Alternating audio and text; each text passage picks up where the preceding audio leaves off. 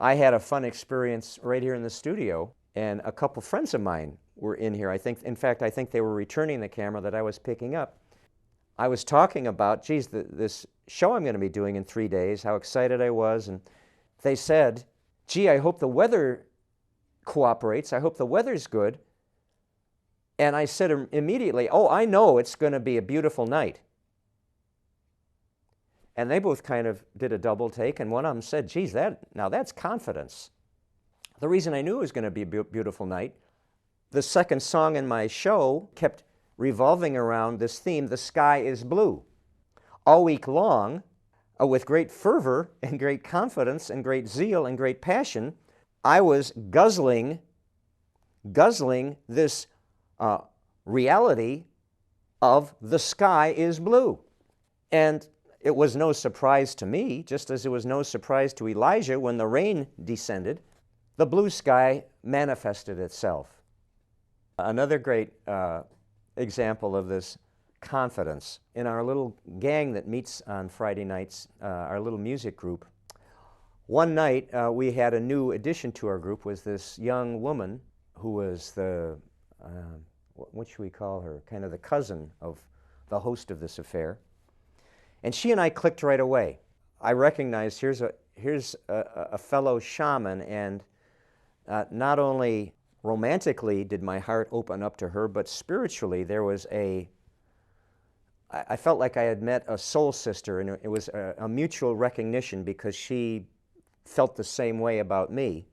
A month later, she moved here from California. She moved across the country, and that first session we had sitting by the outdoor fire, the campfire, she and I were talking about, geez, look, we just met a month ago, and you had no clue then you were going to be moving back here permanently.